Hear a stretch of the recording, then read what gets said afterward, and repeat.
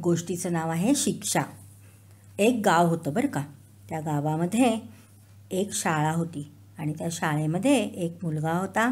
त्याचं नाव होतं शरद. हा शरद दुसरीच्या एका वर्गामध्ये शिकत होता बरं का. एके दिवशी काय झालं, त्या शरदने शाळेतील दुसऱ्या एका मुलाची एक वस्तू चोरली बरं का आणि ती आपल्या आईजवळ आणून दिली.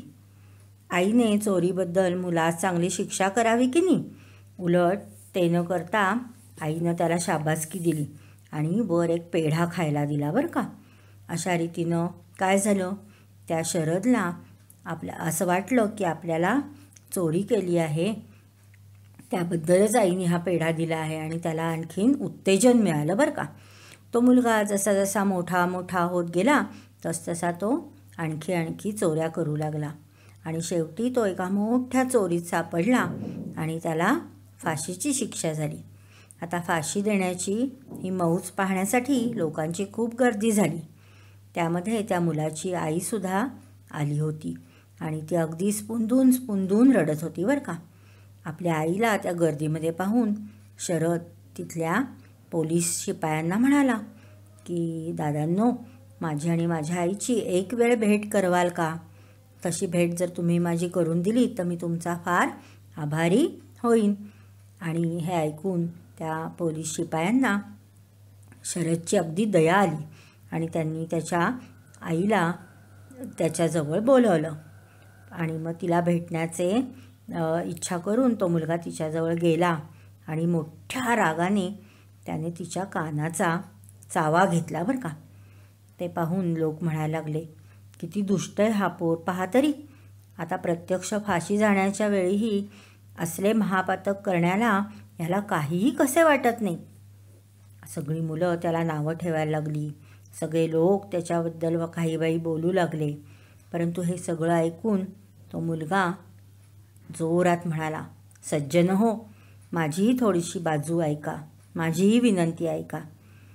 आत्ता मी माझ्या आईचा प्राणही जरी घेतला तरीही मला दोष लागला नसता. कारण का, तर मी लहानपणी शाळेतील एका मुलाची एक वस्तू चोरून हिच्याजवळ आणून दिली होती आणि तेव्हा हिने मला चोरीबद्दल शिक्षा न करता उलट मला एक पेढा खायला दिला होता आणि मला असं वाटलं मी काहीतरी चांगलं काम केलं आहे आणि त्यामुळे मला ही चोरीची सवय लागली.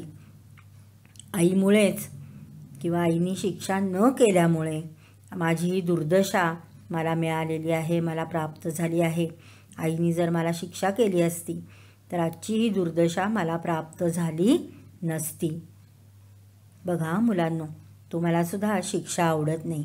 आईने शिक्षा केली की तुम्हाला राग येतो, बाईंनी शिक्षा केली तरीसुद्धा राग येतो. पण शिक्षा ही मुलांच्या चांगल्यासाठीच असते बरं का.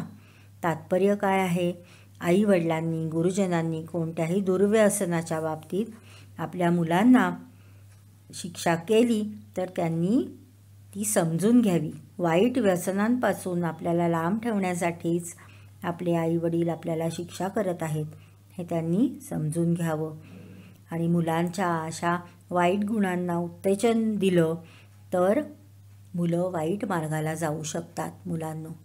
त्यामुळे कधीही शिक्षा झाली तरी शिक्षा करणाऱ्याचा भाव आपण लक्षात घेतला पाहिजे. शिक्षा का केली तर परत आपण असं करू नये म्हणून ही शिक्षा झाली आहे हे समजून घ्यायचं. छान आहे ना गोष्ट मुलांनो, आवडली का?